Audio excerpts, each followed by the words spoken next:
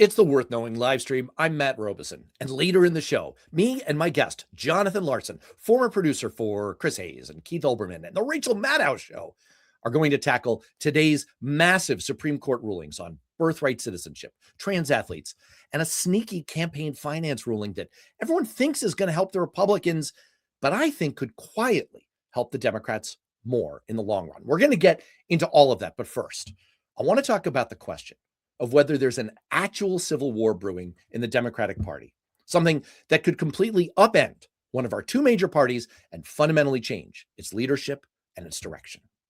After last week's sweep by three candidates in New York City, endorsed by Mayor Zohran Mamdani, the headline screamed that the Democratic establishment was frantic because the results were, in the words of Politico, a massive sledgehammer to the Democratic establishment in New York and far beyond as voters moved even further to the left. But I think this is a case of the media getting it all wrong, intentionally and with malice aforethought. Let me warn you that I could be wrong about that. It's quite possible that when Jonathan pops on in a moment and I ask him, he's going to tell me that I'm off base. It's quite possible that when today's Colorado primaries are all done, the progressive candidates might romp and every analyst out there will be making it sound like I'm all wrong. But I can live with that. Let me at least make my case to you. You ever see one of those optical illusions? There's a version that we do to our own minds when we construct stories to try to explain what's happening in the world around us. For example, one can look at what happened in New York and say, three progressives, two of them avowed democratic socialists, won, therefore progressivism and democratic socialism are on the rise. But in statistics, there's an effect known as omitted variable bias. It's what it sounds like. If you leave a key factor out of your analysis, other factors kind of take the credit. And I think that's what's going on here. The omitted factor is change. Change is the most potent psychological driver in American politics, not only today, but for decades running. In fact, I would argue that if you look back at every single election since 1992, with only one exception, the party that best represented change is the party that won.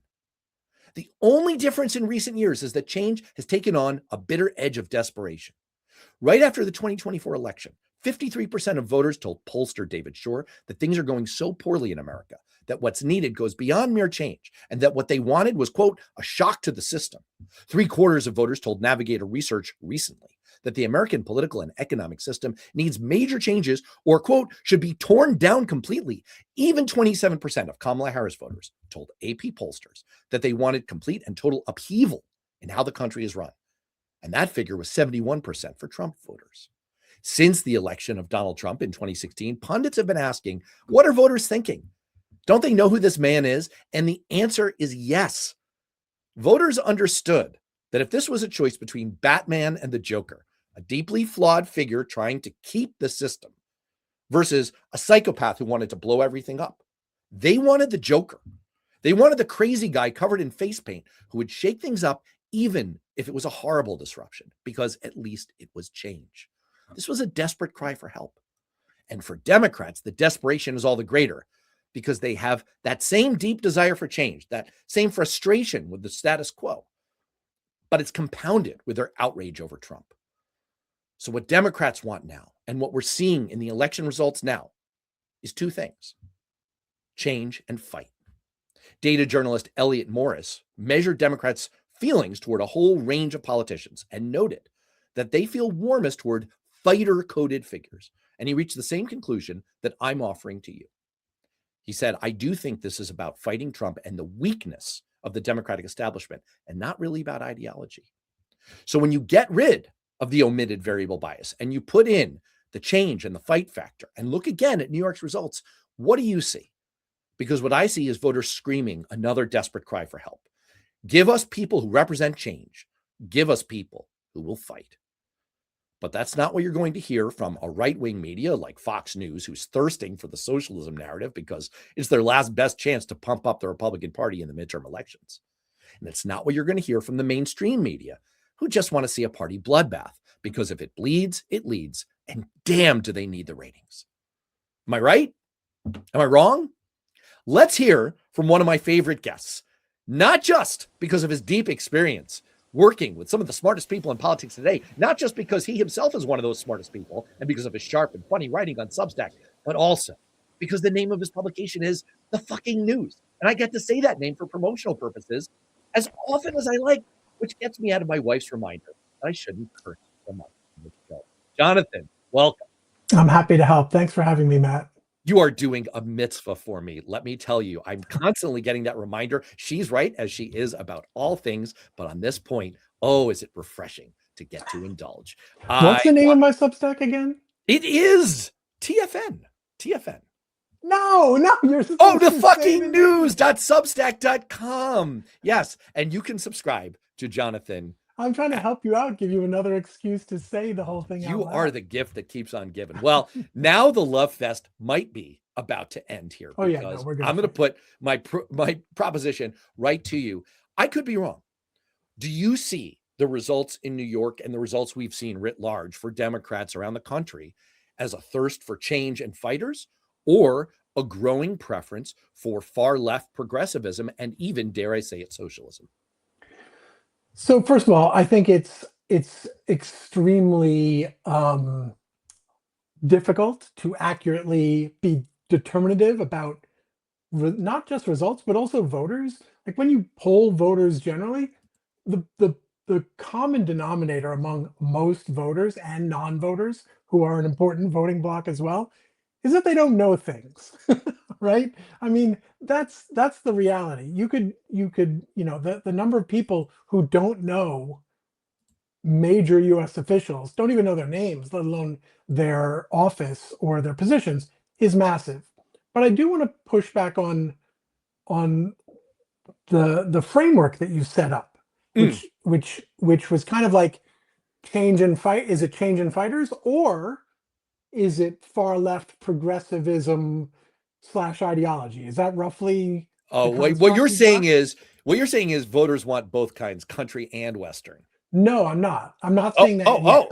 I'm not saying that yet. What I am saying, what I was saying is that voters don't know what they want. They don't know about most of this stuff. They don't read the stuff we do or the stuff that your listeners do. They don't watch or listen to the podcasts that your listeners do or that mine do. They're just not engaged to that extent.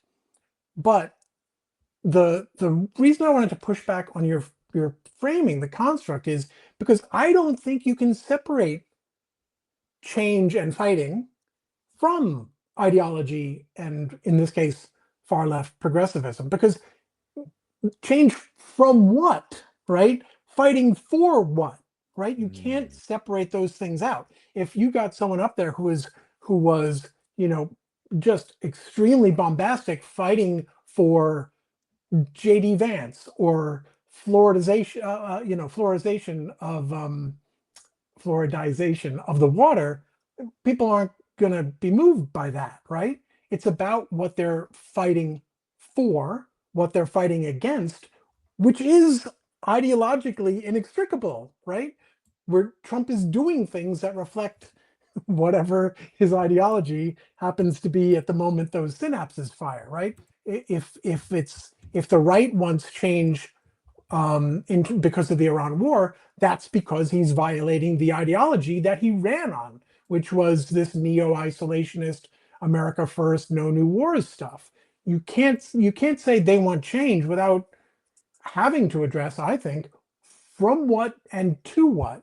And I think there's an interesting boomerang effect that we're seeing out there, which is not new, right? We've seen this with Bernie/Trump crossover, Bernie Sanders and Donald Trump voter crossover, and for years now, where they basically do want government to give people free stuff because people love free stuff, right? That is an ideological position, but that doesn't mean that it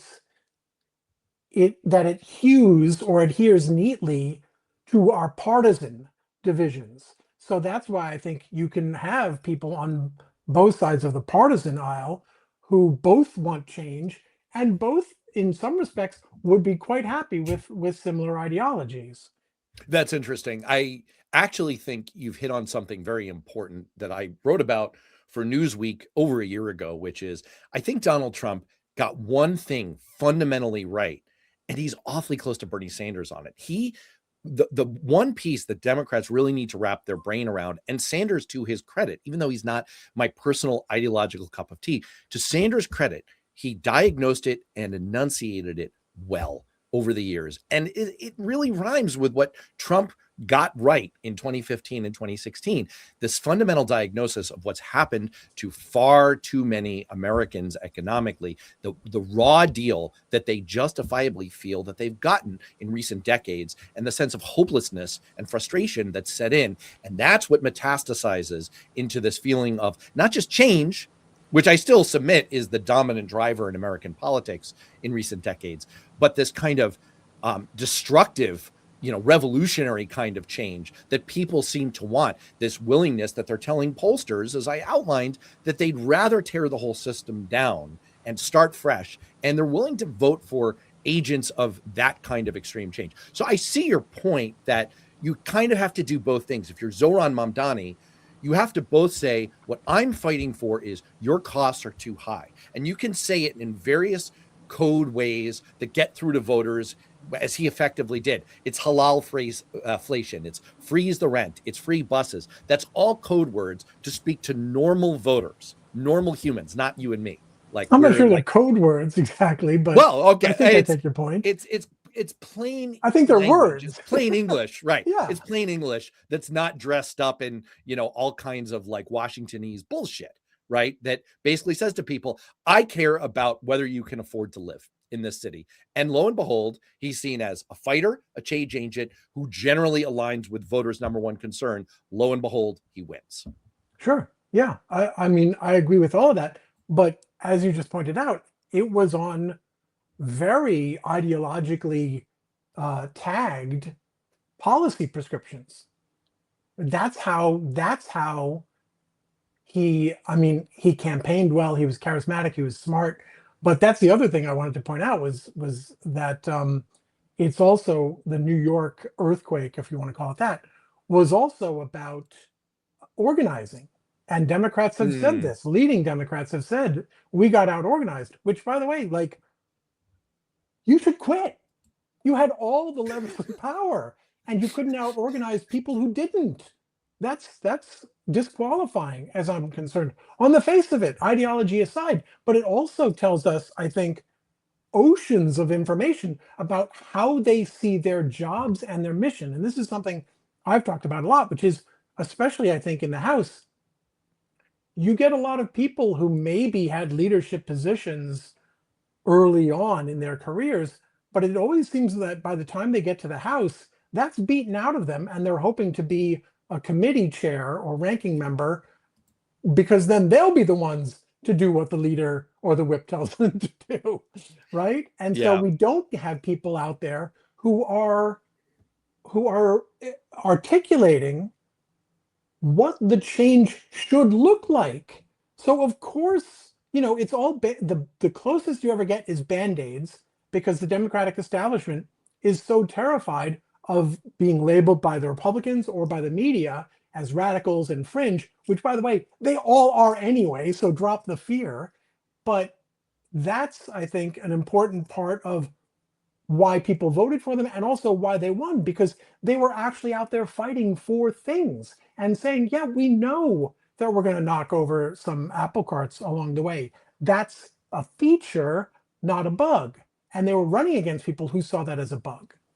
It's a really interesting tension that you set up, because during my career as a congressional staffer, that was sort of the formula. You got into Congress and you probably came in with all kinds of bright ideas. I used to be part of helping the people who ran the new member of Congress kind of like orientation seminar at Harvard.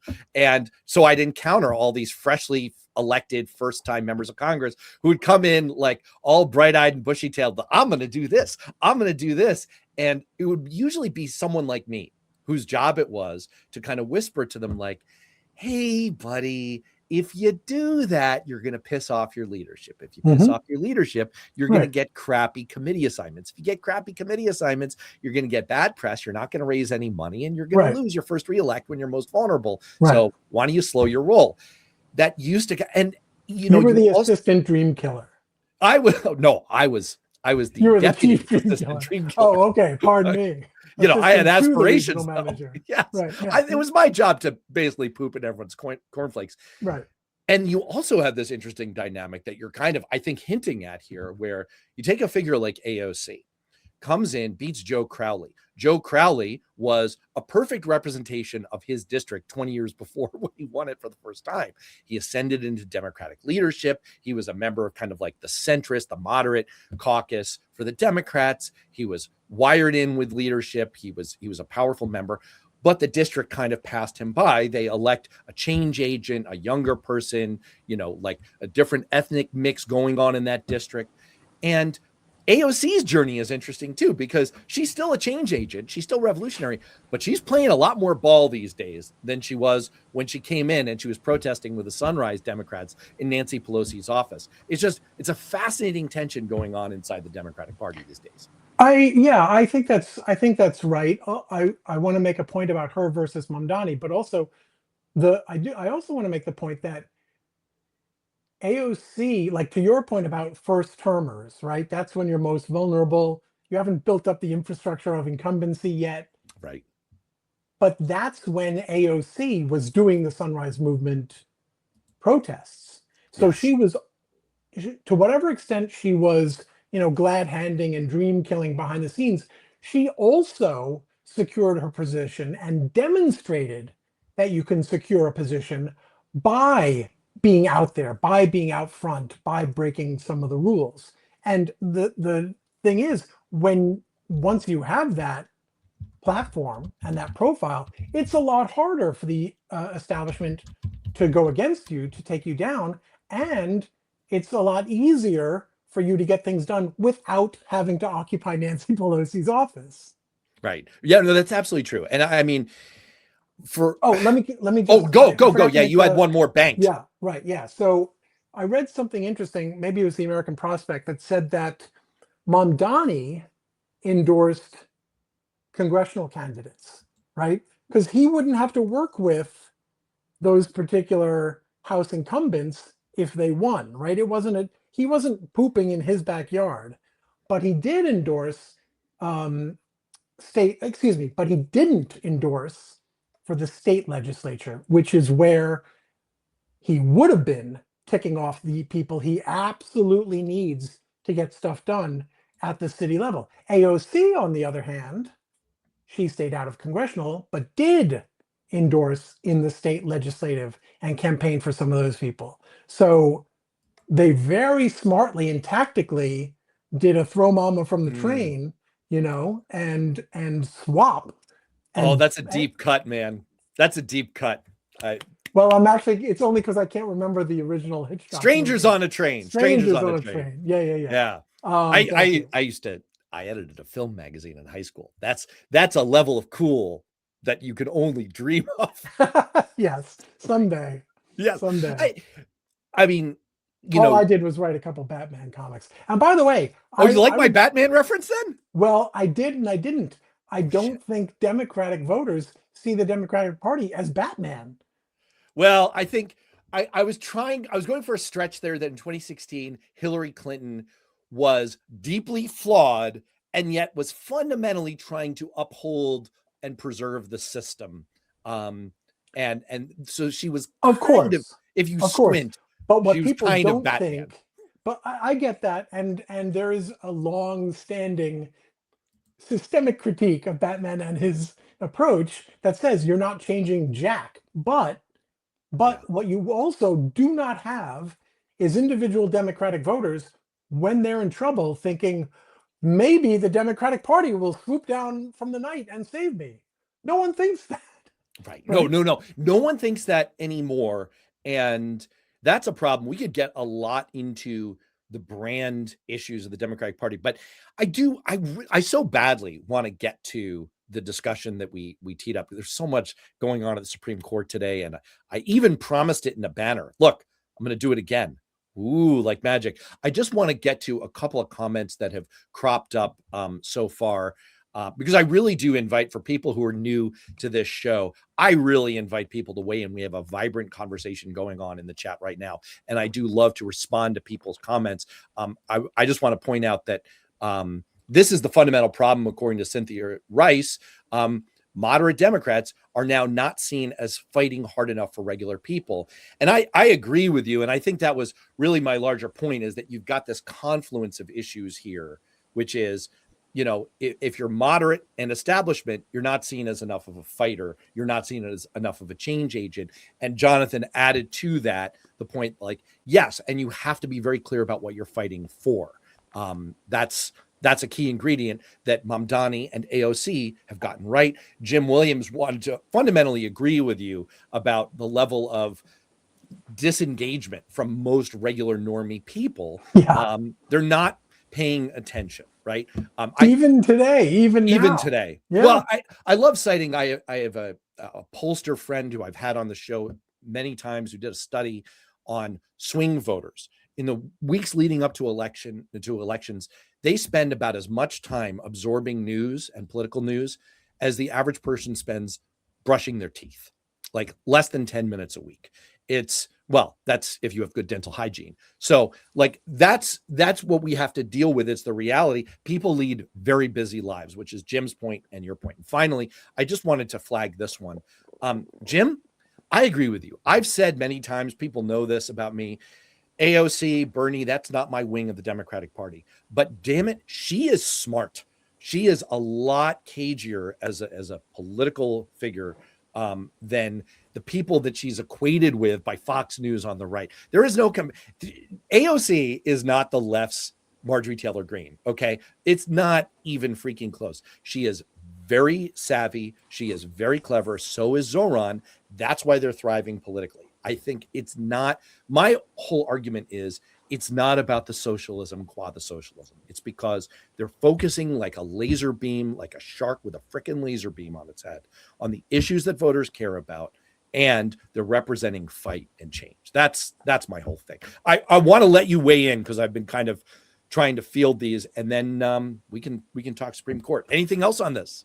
Well, I would just push back on something you said in your monologue, which was something about the media acting with malice aforethought, and that is not my experience. I will say that I think the media do not do a good job generally. That was always my experience when I was in the media, which might have something to do with why I'm not anymore. But the other point I want to push back on is the equivalence that the media draw between the Marjorie Taylor Greenes and the AOCs, which is that, in addition to what it sounded like you were saying about the level of intelligence there, in addition, AOC is not an extremist. Right. MTG is an extremist both in policy and in wacky, messed up crap that she appears to believe are factual things. AOC's platform, if you could write it out, is it's hard for me to think of, and I would concede it if I could, a single thing that she supports that doesn't have majority American support in a non-toxic, toxified presentation, right? So it's like all those memes you see where Fox News puts up some socialist Democratic candidate and says radical fringe beliefs, and it's all things that people love. They'll have a graphic and it's things like free childcare, free college. It's like, yeah, I'm not sure you're torching this person the way you think you are. Right. AOC is a centrist. If we define centrism not by the two parties, but by what Americans value and support, she's a centrist. She's the real centrist. That is such a good point, that the other fundamental difference that we can't just glide over is, like, if you're caught fighting to get people the food they need, the healthcare they need, the housing they need, it's not the same thing as Marjorie Taylor. Now, MTG, to her credit, has shown that she can embrace a certain amount of personal change and growth. Mazel tov to her on that. So, like, I don't want to skip over that, but it's not the same thing as the MAGA folks who are like, I mean, let's not forget the Trump administration literally went to court to try to prevent themselves from giving food assistance to 40 million Americans. There is a fundamental moral difference there. And I will also say, before we move on to our next discussion about Supreme Court decisions, that, as always, I will give the public service announcement that I will put comments up on the screen here from all kinds of political views. If you're a Trump fan, you are welcome into this discussion, and you can air your views right here. And I am willing to listen to them and show them. I will not, however, put up abusive comments or profanity other than when I'm promoting the fucking news, which is, that's life. All right, let's talk Supreme Court. Three huge cases. I guess we really should start with the biggest blockbuster of all of them, which was the birthright citizenship case today. And, I think there are two ways to look at that. You could say, well, this was chalk. This was the Supreme Court by, a relatively strong majority ruled to uphold settled law, which has been settled for 128 years. And the plain English, strict constructionist reading of the 14th Amendment that was so obvious that even a third grader should have been able to affirm it.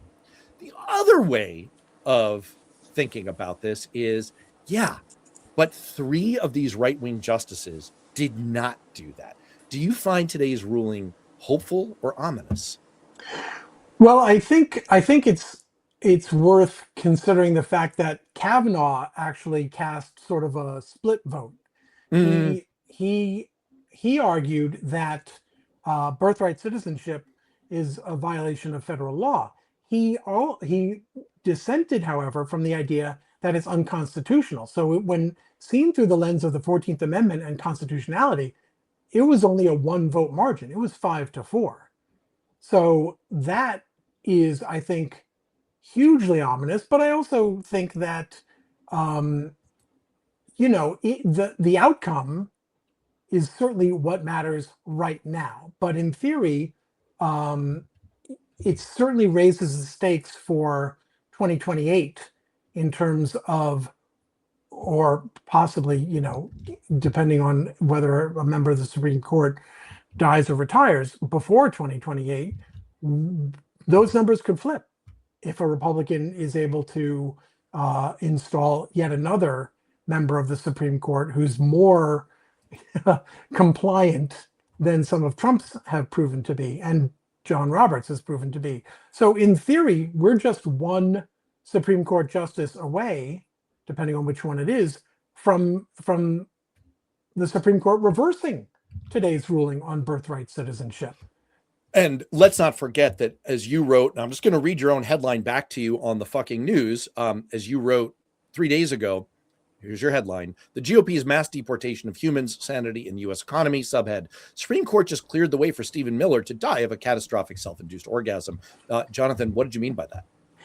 Well, we're talking about potentially, I think it's 1.3 million people who are currently here under temporary protected status, which is what the ruling last week was all about, and said that Trump had the executive authority to end it, regardless of the fact that the administration didn't go through the proper process for determining whether TPS should still apply, which it is supposed to apply when the places they're going home to are dangerous and terrible, which the government says they are. So what it did was it gave Stephen Miller a green light to deport the 1 million people they've been promising since 2024, the 2024 presidential campaign. So, and what I meant by the headline, the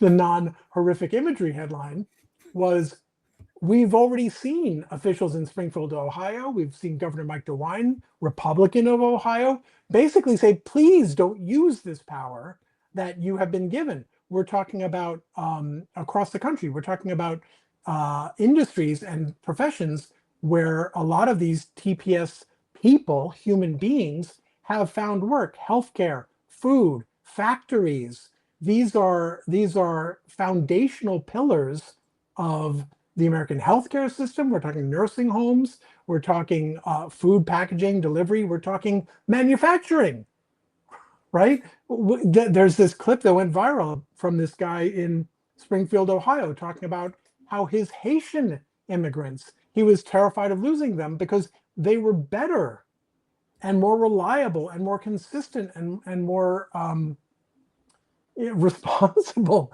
in terms of showing up and doing the job than his previous workers had been. And look, you can argue that this opens up questions of exploiting immigrant workers, suppressing low wages, all of that. Absolutely.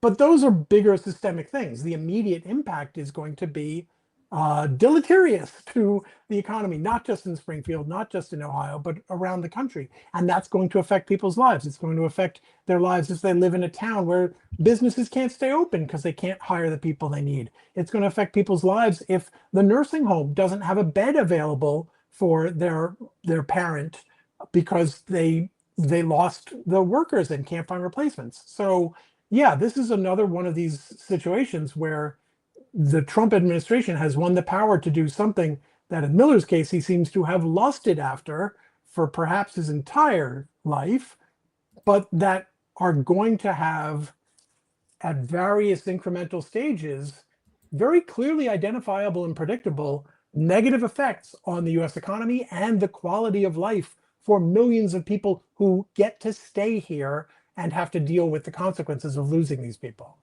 It is a very bizarre. I mean, I know you're being a little tongue in cheek, and I wanted to read out that headline because I want people who have not yet subscribed to your wonderful Substack to do so, because that's what you get is you get the credibility and insight and analysis from someone who's been a producer for some of the top figures in media. But also you get a certain amount of entertainment value and tongue-in-cheek imagery, including the kind of imagery that I'm going to have to investigate whether the Men in Black flashy thingy that erases your minds has been invented yet, because I do not want to picture Stephen Miller's vigorous orgasm or whatever your exact wording was. All right, let's get one of us canceled. I'm not sure which of us it's going to be yet. Probably me. Let's talk about the trans athletes ruling. This is a tricky one. I'm going to talk about it politically, more than as a matter of law. We now have a situation after today's ruling where the Supreme Court has affirmed fundamental equal treatment and protection under the law for trans Americans in virtually every sphere of life, especially public life, non-discrimination in housing, employment, public accommodations, basically everything that a civil rights movement in yesteryear would have been fought over. We have marriage equality. And yet, at the same time, there's been a backlash in America to equality. You see it in polling, especially among Republicans, but not limited to Republicans, over views on marriage equality, for example. And it seems to coincide with the rise of prominence of issues like, we're mostly talking about trans women here, but trans women having access to spaces previously reserved for natal women, like bathrooms, and the issue of trans women competing with natal women in sports. These seem to be hot button issues where Americans seem to have more mixed views. It's certainly been a hot button inside the Democratic Party. Congressman Seth Moulton faced significant backlash for expressing the view that he would not want his daughters to compete in sports with trans girls. He felt that that was unfair. It does seem like that view is, according to polling, about where the majority of Americans currently sits. So this is a complicated one from a political standpoint. What is your read on this, the effect of today's ruling and kind of how it lands politically, and where we kind of go from here? Well, I want to back up just a little bit and say that, and I think it's extremely important when we process these issues to keep in mind or to be aware of the fact that they didn't arise organically. The grassroots of America basically did not care about this stuff. I did a piece during the 2024 campaign where I basically backtracked, I reverse engineered, where did this come from as a driving issue? And the Trump campaign used it in their advertisements.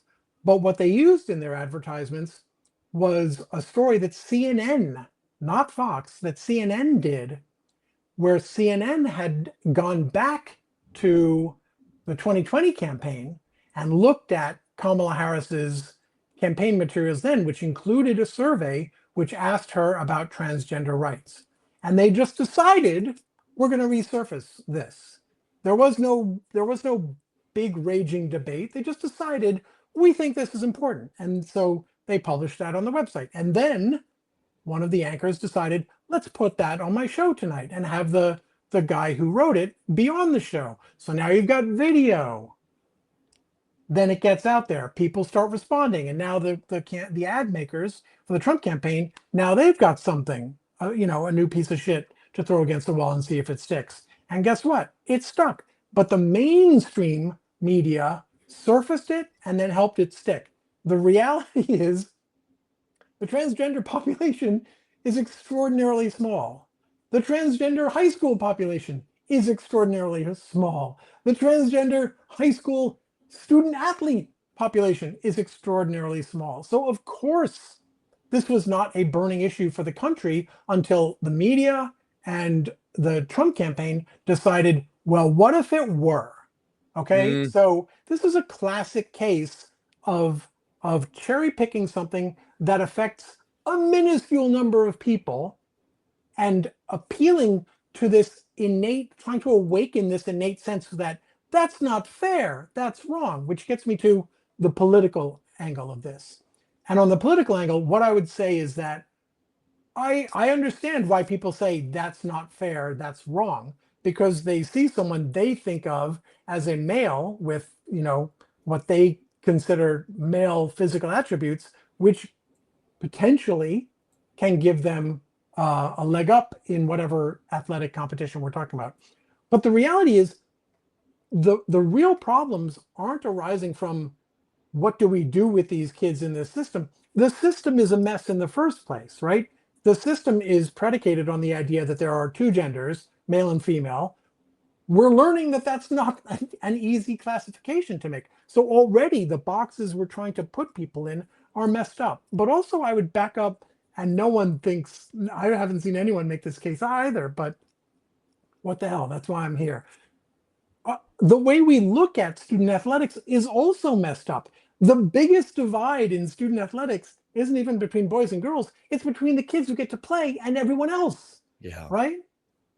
The biggest discriminatory factor in student athletics is basically comes down to whether the coach likes you, which may or may not correlate to physical ability.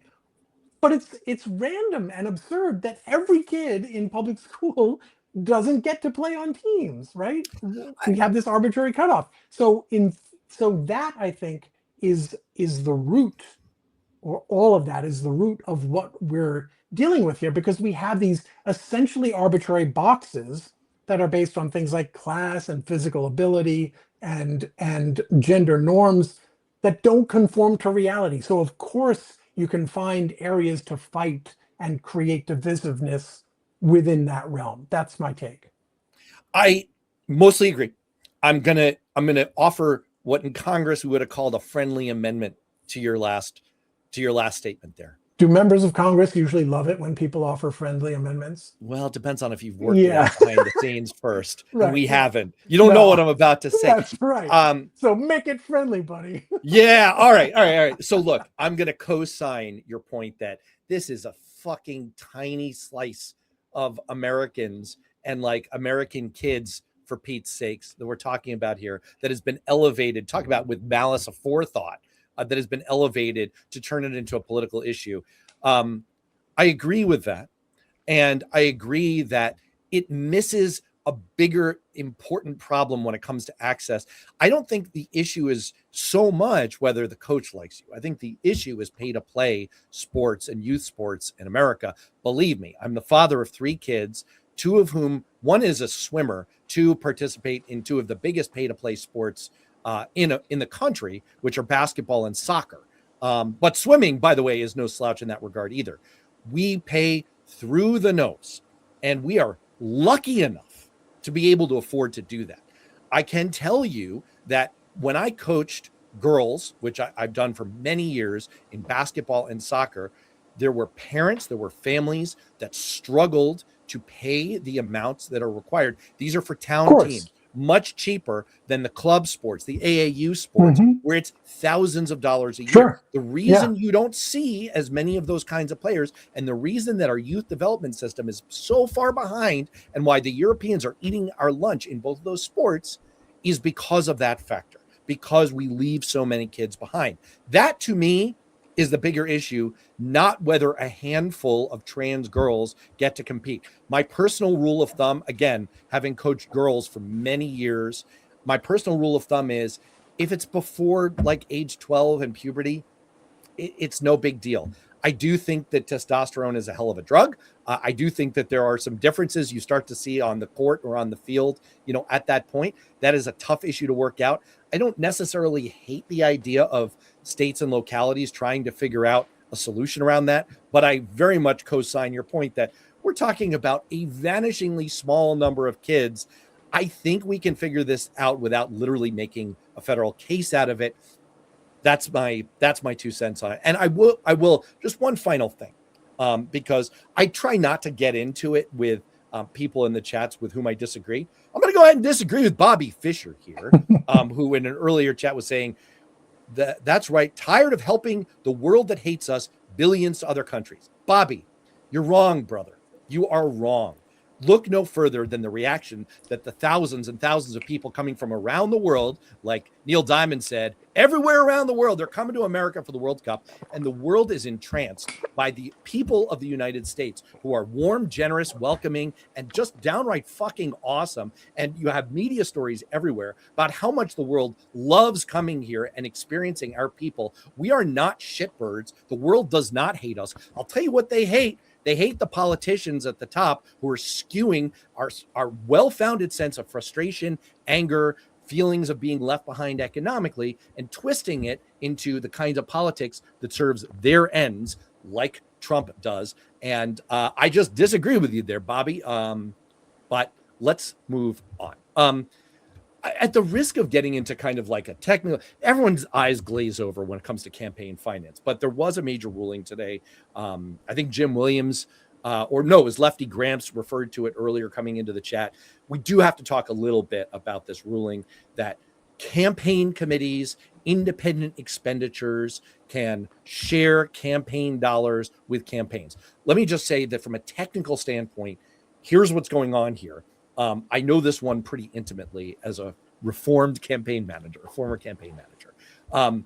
What's important about this is that there is a law that campaigns for individual candidates by law have to get access to the lowest rates for advertising on television. What that means is that if you are Jonathan Larson and you're running for Emperor of the fucking Newslandia, or whatever seat it is you're running for, your campaign pays less to advertise than if I run an independent expenditure like, Freedom and Justice for America PAC or whatever crazy name.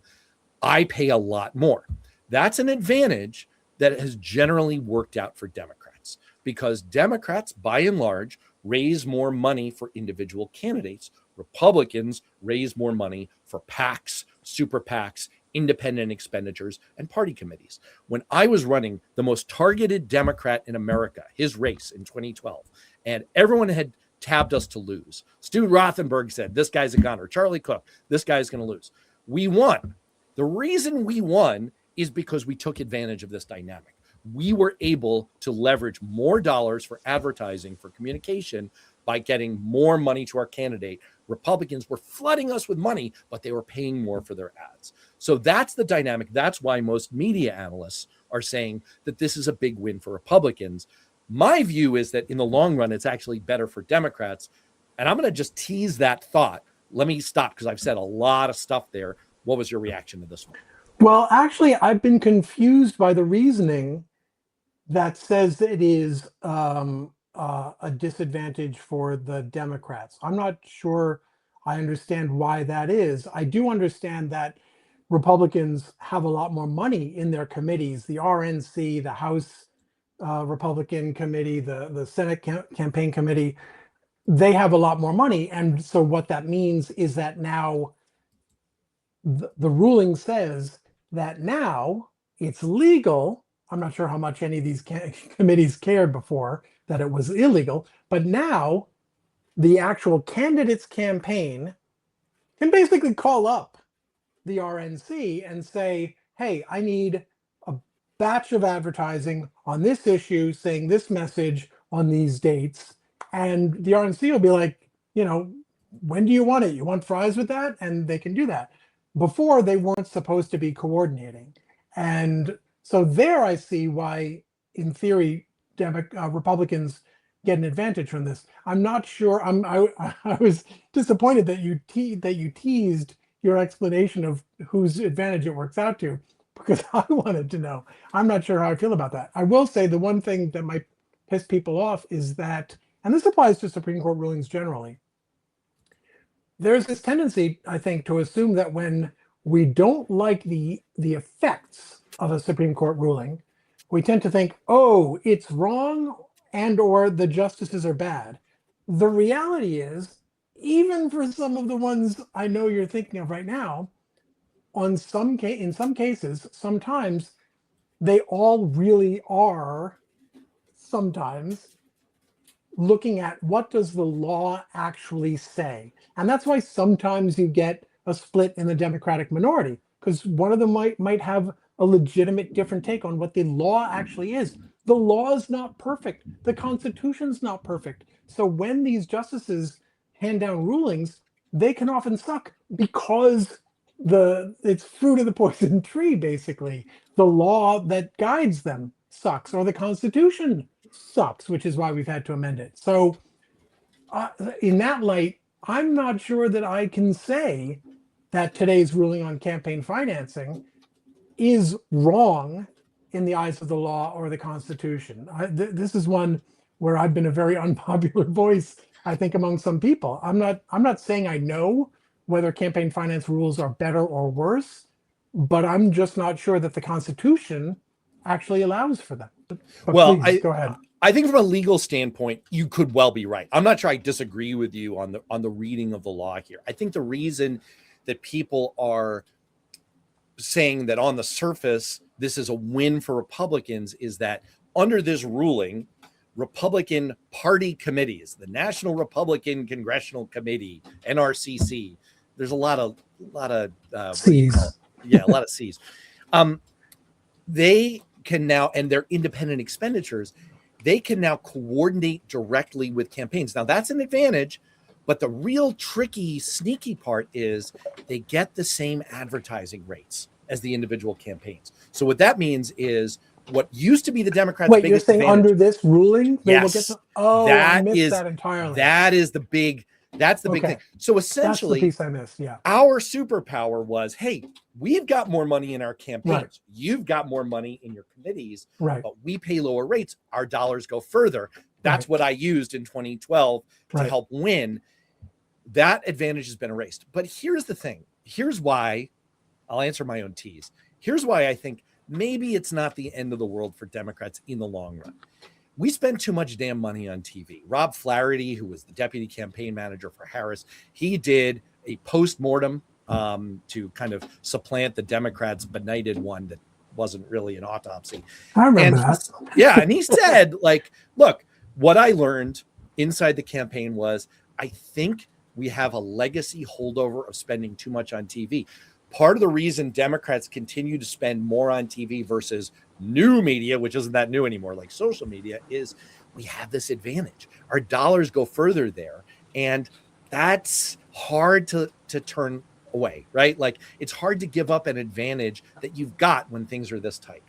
But I think now that playing field has been leveled, it removes this incentive to stick with so much TV. That's probably a healthy development for Democrats. I know this is very technical, down in the weeds. I'm not sure people give a shit about this, but that's my take on it, is that in a way it might help us to go a little bit more cold turkey on so much television. That might be a good thing. I mean, there's another argument to be made, and you would know a lot more about this than I do, which is that another reason Democrats have been arguably over-reliant on television advertising is because the media buys are much more lucrative for the consultants that the campaigns retain. And so if a consultant is going to make 10 times the money spending the same amount on TV ads as he would or she would on digital ads, you don't have to, that's not very far in the weeds to figure out where that's going to go. And that dynamic, I'm guessing, doesn't seem to have really changed that much, especially since a lot of what we saw in the wake of the New York election results was a bias towards incumbency and privilege and just, inertia, frankly. And so we have yet to see in any of the autopsies, let alone in Ken Martin's running of the DNC, we have yet to see a clearing out of the consultancy class that profits from focusing on TV ads. I agree with you. And I want to be a little bit careful here because some of my best friends are political consultants, and some of them are in the business where part of the way they make their money is through TV advertising. And look, I agree with the comment that I just splashed up here from Stephanie-VW3QQ. TV is still a powerful medium. Absolutely. I'm not saying like go absolute cold turkey on TV. I did write an entire article for Washington Monthly 2 years ago arguing, yeah, but we should dial it way the fuck back because TV advertising, like political scientists have looked at this over and over and over again. It is minimally effective these days. It is much less effective than it used to be. There's just an absolute ton of evidence about that. Maybe I should put that one up on my Substack, and I'll go ahead and promote my own Substack while I talk about this. I don't want to necessarily belabor this too far, but I will say Rob Flaherty agrees with you, Jonathan, he said it, not me, that the incentives inside the Democratic Party to our consultants who do know a heck of a lot, and a lot of them are very, very good at what they do, but the incentives are a little bit messed up. The way we compensate people who produce television is different than the way we compensate people who do social media. And because of that, we've incentivized our consultants who kind of like run our campaigns. We've incentivized them to tilt a little bit too far toward television. If this is a step in the direction of ironing that out, it could be kind of good news. All right, look, we're getting down toward the end of the show. We're into the lightning round, and boy, I want to promote the heck out of your Substack here because you've got so many good articles up here. I don't know where to start. I'm going to give you dealer's choice, and I'm going to switch the crawl here. I'm going to give you dealer's choice. You've got, among the many great choices just from the last few days, you've got the Supreme Corrupt, about the underlying corruption on the Supreme Court. That's a great one. You've got the deliciously titled The Great American State Fail, about Donald Trump's faceplant with his lame carnival 250th thing. We've already covered. You've got male toxicity, which is MAIL. Those are just three. Would you like to pick one that you'd like to talk about a little bit, or go off menu? Well, I'm going to do both because I'm a greedy asshole. I also have original reporting at jonathanlarson.substack.com where I actually break stories and reveal things. So people can check out my reporting there. I did some reporting on the Freedom Trucks, for instance. Broke a couple stories about what was in those things, which are at the State Fair. In terms of, thank you very much for teeing up the menu from the fucking news. I think it's apropos of our discussion about the Supreme Court. The point I made in today's edition of TFN, it's a weekday morning newsletter, just so people know, which is that, and you were kind enough to flag this when we were texting about the show today. I think we're overly focused as a society on the idea that corruption has to involve money. And I think that sets us up to miss when corruption is driven by ideology, right?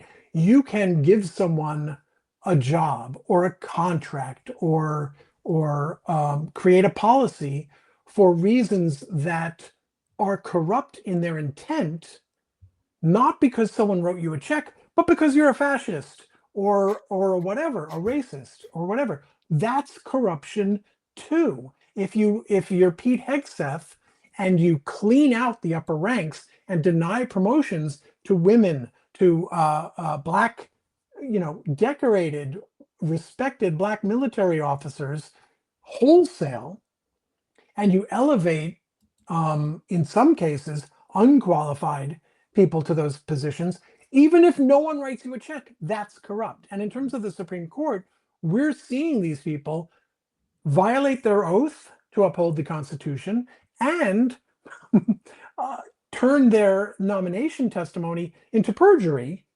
all of which is impeachable. You can impeach, and Scott Dworkin and Congressman Steve Cohen of Tennessee, they're pushing impeachment articles for John Roberts. There's no accusation that he took a single dollar. So it's really important that people understand that ideology can be the motive for corruption as well. And I would argue that our current political environment, yes, of course, money has played a role. It's built the infrastructure to make this happen.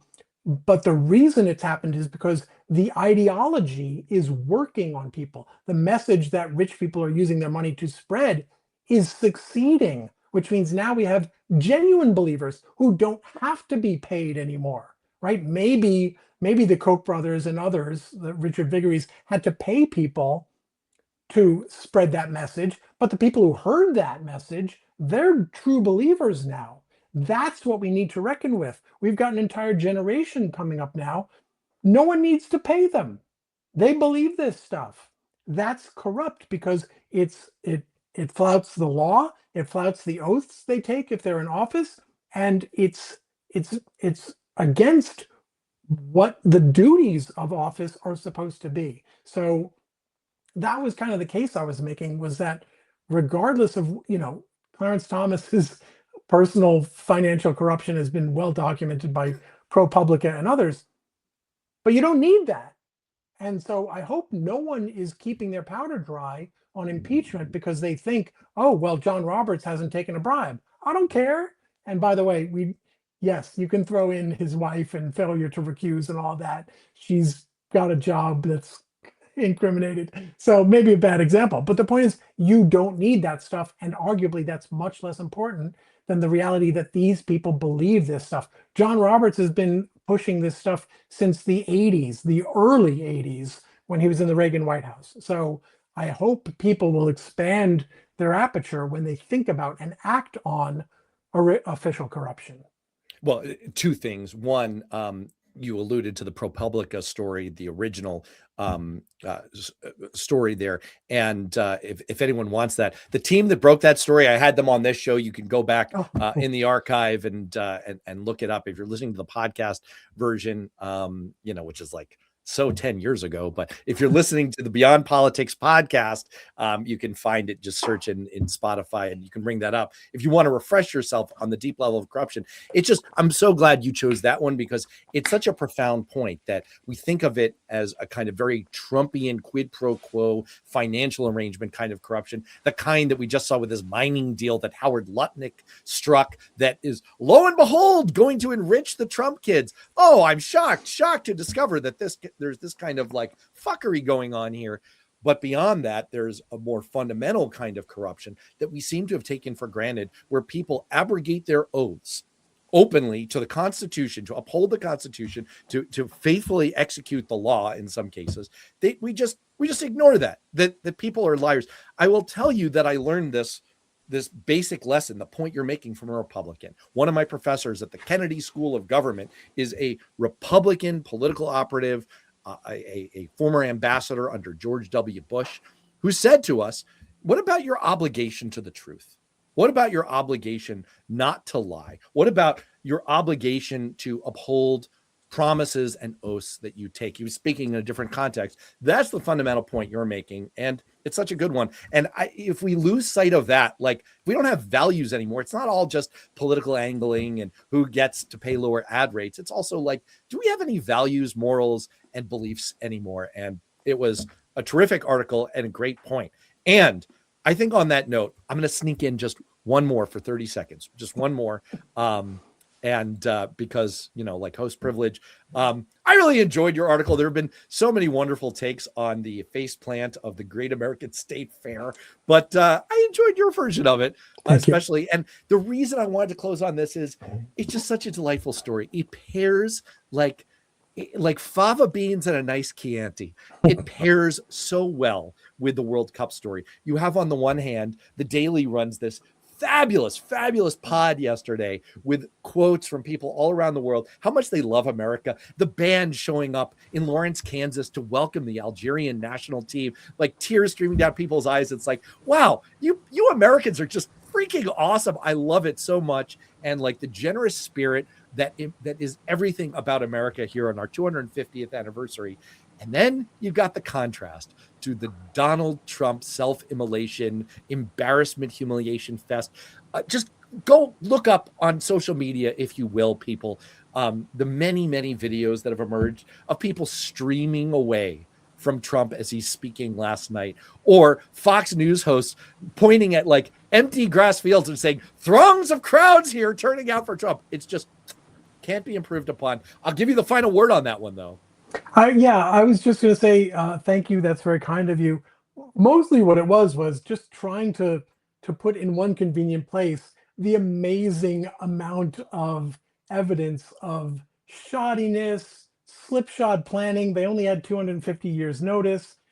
But what I wanted to call out is the fact that, there's I understand where people on the right are saying, you're taking such glee in shitting on this. And it's like, yeah, kind of, I'll cop to that, because it so perfectly demonstrates, proves the incompetence, the lack of forethought, the lack of care about doing things well that we've seen from this administration across the board. But also, that doesn't equate to we want bad things for America. And so what I ended with, I'm sure you know this, Matt, but for years there had been something called America 250, which was a bipartisan congressional planning effort to create programming and events for the 250th anniversary. Trump came in, it wasn't his, so he blew it up and created Freedom 250, which are the masterminds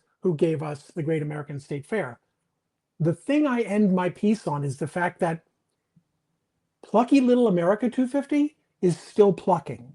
And so the one event of theirs that I called out was Sail 250. And they're coming to my area. I'm in New Jersey. They're going to be in New York Harbor over the weekend with a massive armada of tall ships, fireworks, an air show, and people are going to come out, and of both parties, of all parties, and they're going to enjoy it because it's cool stuff. I have my issues with fireworks, but this is a big professional thing over the city, and you're going to have an air show. It's going to be neat, and it won't have that stank on it, and people can just be themselves, be with others without having to define themselves by where do you stand on the thing where everyone has to take a stand. And it's like, at least for now, you don't. That's so refreshing. And that really does bring us full circle. It's a great note to end on, because that was really my point in the opening monologue. Is that's the spirit that I'm picking up in all these stories about Americans welcoming people from around the world at the same time that we're having this robust chat about, ending temporary protected status. And, like, what if we send the Haitians home? We're welcoming the Haitian World Cup team here, and real Americans who aren't filled with vitriol and hate and Stephen Miller's, like whatever, like mind virus has afflicted that man and made his hair fly off his head. It doesn't afflict most of us. Like, most of us just don't feel that way.